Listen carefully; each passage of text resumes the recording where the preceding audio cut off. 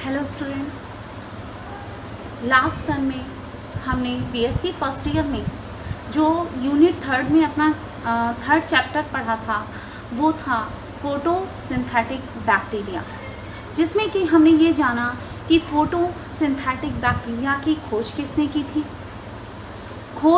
की थी और उसको कितने प्रकारों में बांटा गया, उन प्रकारों के बारे में हमने जाना। आज का जो हमारा टॉपिक है वो है रिप्रोडक्शन इन बैक्टीरिया। तो रिप्रोडक्शन बैक्टीरिया ये हमारा बीएससी फर्स्ट ईयर का यूनिट थर्ड का चैप्टर थर्ड है, जिसमें हम पढ़ेंगे जीवाणुओं के जनन के बारे में। तो देखिए, जो बैक्टीरिया जो जीवाणुओं का जन्म होता है उसे 3 प्रकार में बांटा गया है, यानी वो 3 प्रकार से होता है। कौन कौन से प्रकार होते हैं? फर्स्ट हमारा होता है हमारा वेजिटेटिव रिप्रोडक्शन, सेकंड होता है हमारा एसेक्सुअल रिप्रोडक्शन और थर्ड होता है हमारा सेक्सुअल रिप्रोडक्शन, यानी कि वर्धी जनन, अलैंगिक जनन और लैंगिक जनन। ये तीनों प्रकार से हमारा जीवाणुओं का जनन होता है। अब देखिए, इन तीनों प्रकारों में भी अलग अलग विधियां हैं कि किस प्रकार से हमारा जीवाणुओं का जनन संभव है। तो देखिए, सबसे पहले जो हम जनन पढ़ेंगे वो हम पढ़ेंगे अपना वेजिटेटिव जनन, यानी कि रिप्रोडक्शन। उसमें हम सबसे पहले पढ़ेंगे कि बाय फ्रेगमेंटेशन, यानी कि विखंडन। तो देखिए, विखंडन फ्रेगमेंटेशन मैंने आपको बताया है क्या होता है कि जब कोई थैलस या कोई भी हिस्सा, कोई भी पार्ट अपने किसी भी स्थान से टूटकर एक नए थैलस का निर्माण करता है, उसको हम कहते हैं बाय फ्रेगमेंटेशन, यानी कि विखंडन के द्वारा। अब हम दूसरा अपना देखेंगे जो होता है बाय फिजन और बाय बडिंग के द्वारा। आइए देखते हैं सबसे पहले कि बाय फिशन के द्वारा कैसे हमारा वेजिटेटिव रिप्रोडक्शन होता है। तो देखिए, जो हमारा बाय फिशन है उसका रिप्रोडक्शन कैसे होता है। तो देखिए, सबसे पहले आप जान लीजिए कि यह एक प्रकार का मल्टीप्लिकेशन है, यानी गुणन है, जिससे जो हमारे बैक्टीरिया होते हैं वो बहुत ही तेज गति से, यानी तीव्र गति से वृद्धि करते हैं। इसे बाइनरी फिशन भी कहते हैं। इस विधि में क्या होता है कि जो जीवाणु होता है, जीवाणु कोशा का जो डीएनए है वो बीच से 2 भागों में टूट जाता है तथा आंतरिक भित्ति निर्माण के द्वारा जीव द्रव्य, यानी जो प्रोटोप्लाज्म होता है वो 2 भागों में विभक्त हो जाता है।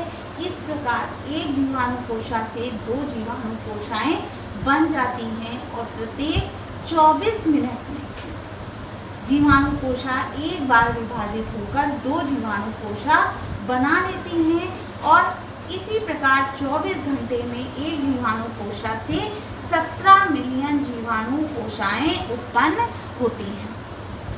तो ये हमने आपको विधि बताई बाय फिशन कि कैसे होता है। ये एक मल्टीप्लिकेशन है, यानी एक गुणन है, जिसमें क्या होता है, जो हमारा प्रोटोप्लाज्म 2 भागों में बट जाता है और जो उसकी आंतरिक भित्ति होती है वो एक पार्ट का निर्माण करती है और 24 घंटे के बाद दूसरी भित्ति का निर्माण होता है।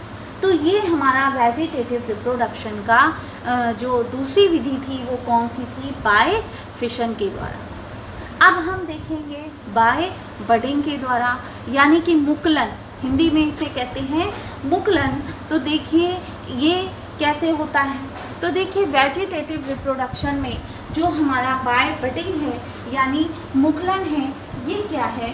तो देखिए, कुछ जीवाणु छोटी सी अति वृद्धि एक उभार के रूप में बन जाती है, यानी कि जो जीवाणु होते हैं उसमें देखिए जब वो वृद्धि करता है तो एक उसमें उभार बन जाता है, जिसमें जो प्रोटोप्लाज्म होता है वो क्रोमेटिन सहित चला जाता है और बाद में ये मुकुलन का रूप लेती है और जीवाणु मात्र कोशिका से स्वतंत्र होकर यानी कि अलग होकर अंकुरित होकर एक नए जीवाणु को जन्म देती है।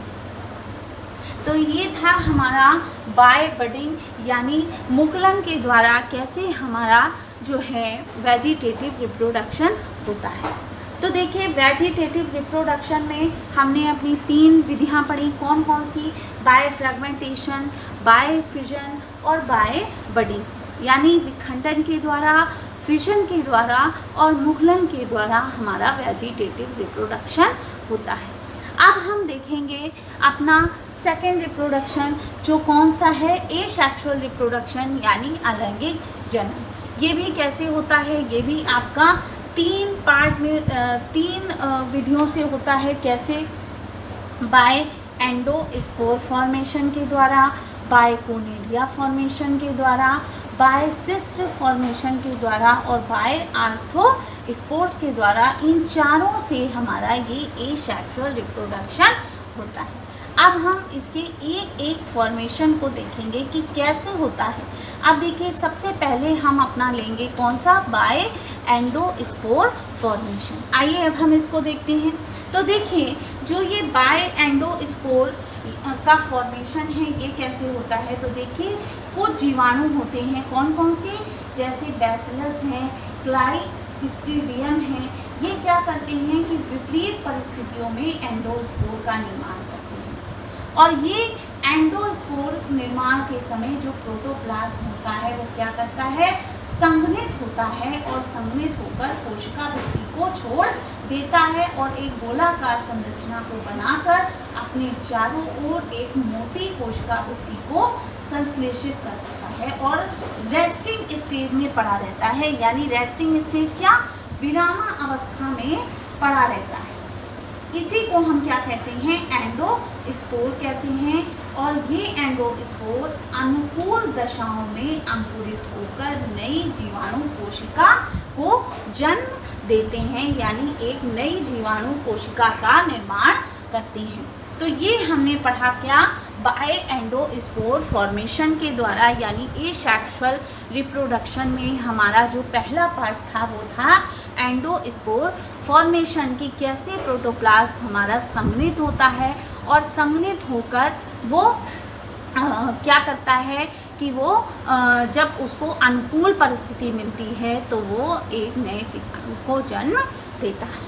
अब हम अपना सेकंड पढ़ेंगे, क्या है, बाय कोनिडिया फॉर्मेशन। आइए इसके बारे में जानते हैं। तो देखिए जो हमारा बाय कोनिडिया का फॉर्मेशन है वो किस प्रकार से होता है कि इसमें क्या होता है कि जो हमारे बैसिलस तथा दूसरे तंतुयुक्त जीवाणु होते हैं उनमें क्या होता है, अलैंगिक जनन कोडिया निर्माण के द्वारा होता है। जैसे कौन सा होता है, स्ट्रेप्टोमाइसीस में जो कोनिडिया होते हैं उनके जो अग्रभाग में श्रृंखलाबद्ध तरीके से गोलाकार संरचनाओं के रूप में उत्पन्न होते हैं। अनुकूल दशाओं में ये क्या होते हैं, इनके जो फिलामेंट होते हैं वो टूटकर अलग हो जाते हैं और अंकुरित होकर एक नई कोशिका को जन्म देते हैं। यानी ये कैसे होते हैं, ये जो होते हैं ये हमारे कैसे होते हैं, फिलामेंटस होते हैं। और जब इनके फिलामेंट अपने जगह से टूट जाते हैं तो वे एक नए थैलस का निर्माण करते हैं। तो ये तो था आपका बाय कोनिडिया फॉर्मेशन। अब हम अपना नेक्स्ट फॉर्मेशन देखेंगे, बाय सिस्ट। आइए अब हम इस फॉर्मेशन को देखते हैं।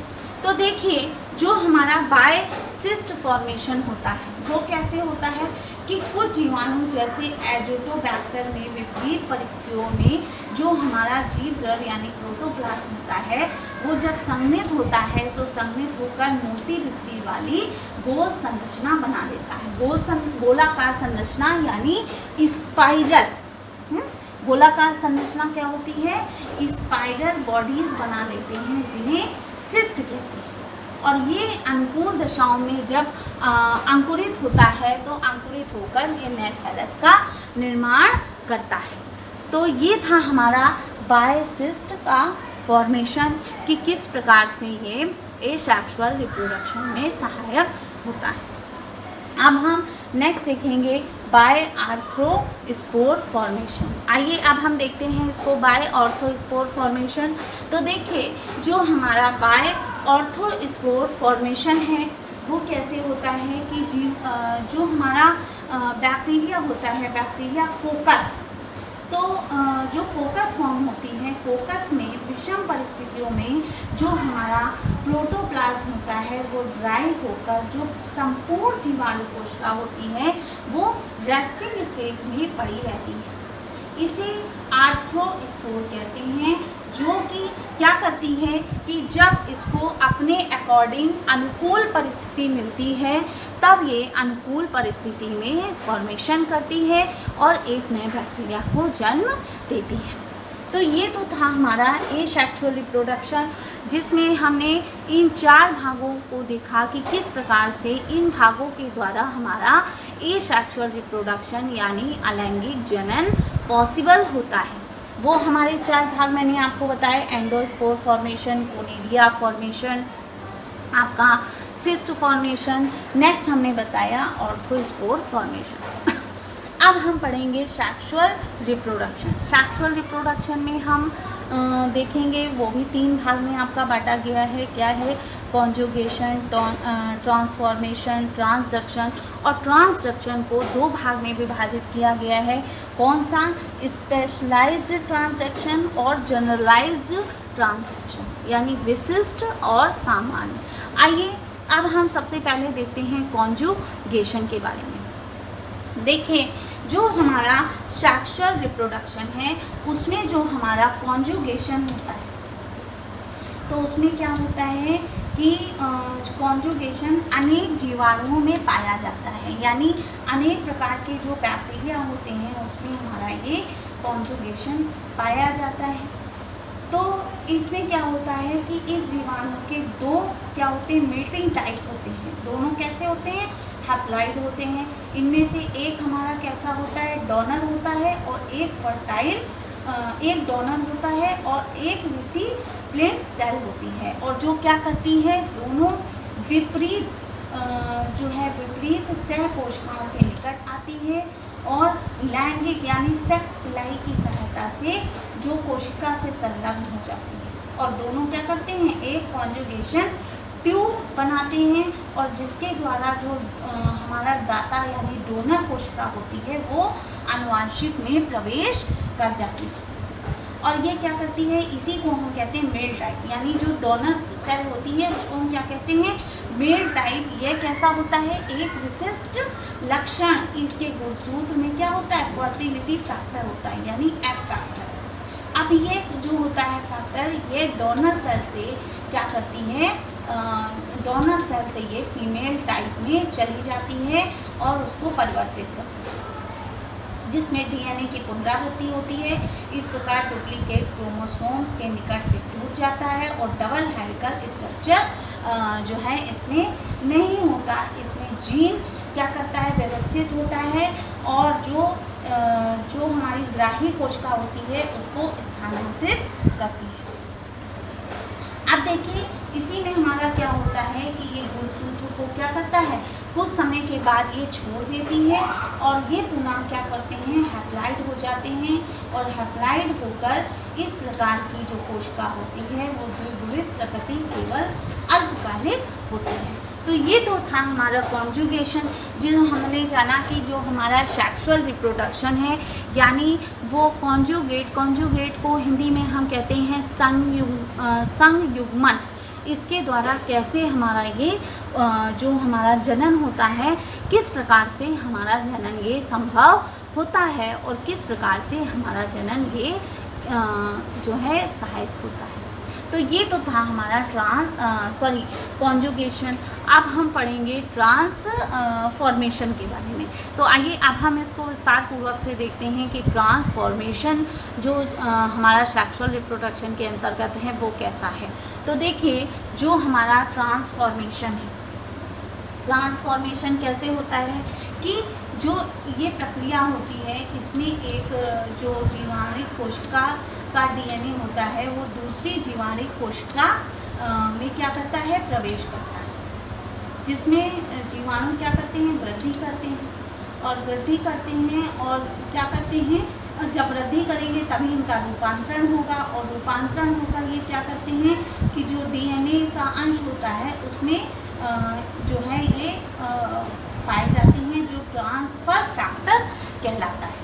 अब देखिए रूपांतरण की जो प्रक्रिया होती है वो क्या होती है कि कुछ परिस्थितियों में क्या करते हैं कि जो है उसका जो उच्च तापमान होता है वो पराबैंगनी विकिरण और रासायनिक परिवर्तन की उपस्थिति में कोशिका की रूपांतरण क्षमता क्या होती है, उसमें लुप्त हो जाती है। इसके विपरीत जो कल्चर मीडिया होती है उसकी मात्रा जब बढ़ती है तो रूपांतरण की आवृत्ति भी क्या होती है, बढ़ जाती है और 29 से लेकर 32 डिग्री सेंटीग्रेड तापमान रूपांतरण के लिए अनुकूल होता है।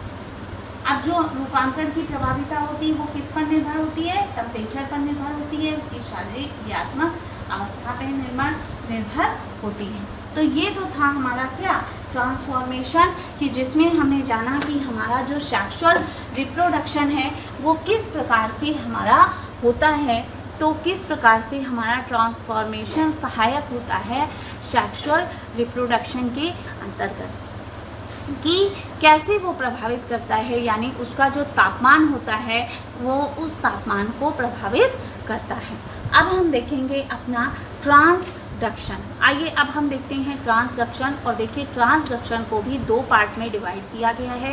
कौन कौन सा, एक हमारा है स्पेशलाइज्ड और दूसरा है हमारा जनरलाइज्ड। तो सबसे पहले हम देखेंगे किसको, ट्रांसडक्शन को, कि कैसे क्या होता है। देखिए जो हमारा ट्रांसडक्शन होता है तो ट्रांसडक्शन में हमारा क्या होता है कि इस क्रिया में जो हमारा आनुवांशिक पदार्थ होता है तो आनुवांशिक पदार्थ कोशिका से ग्राही कोशिका को रूपांतरित करता है।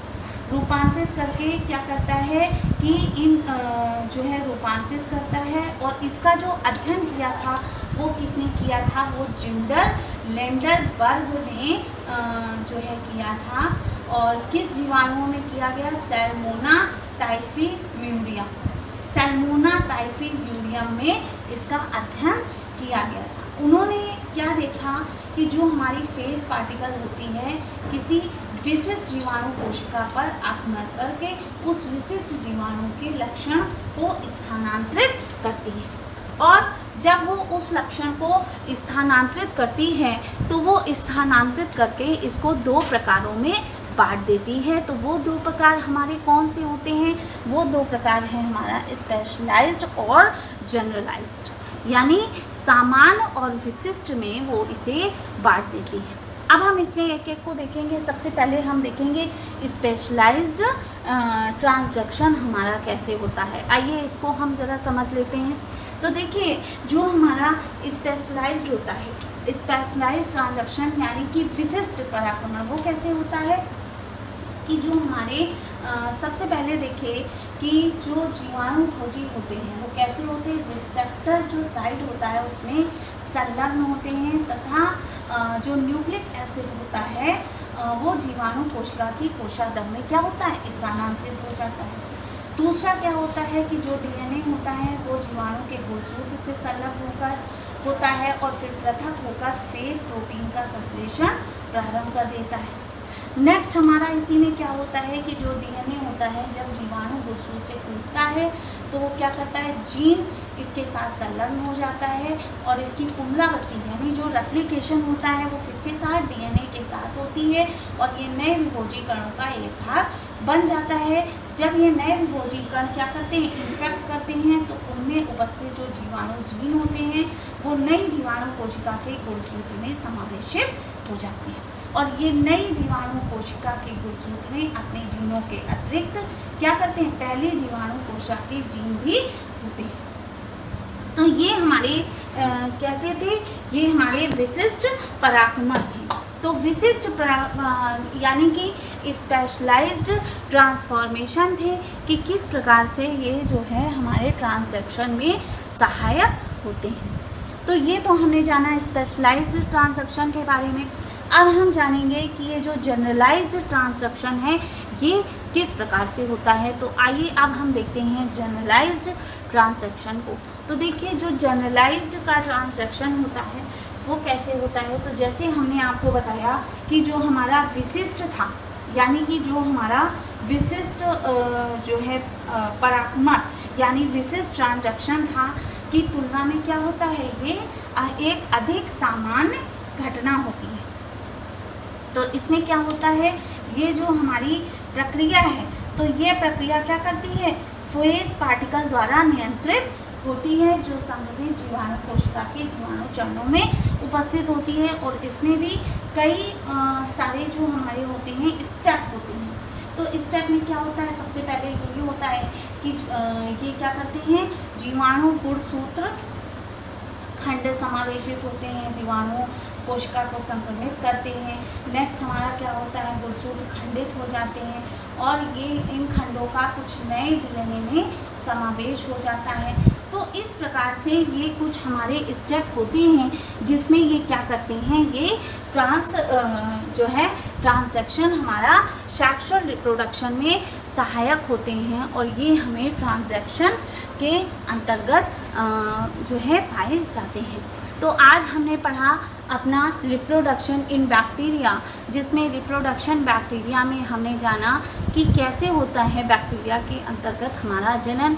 वो हमारा 3 जो है प्रकार से होता है। एक तो हमारा वेजिटेटिव रिप्रोडक्शन है, दूसरा हमारा एसेक्सुअल रिप्रोडक्शन है और तीसरा हमारा सेक्सुअल रिप्रोडक्शन है। आई होप आज का टॉपिक आप सबको समझ में आया होगा। नेक्स्ट टॉपिक हम अपना कल डिस्कस करेंगे। Thank you.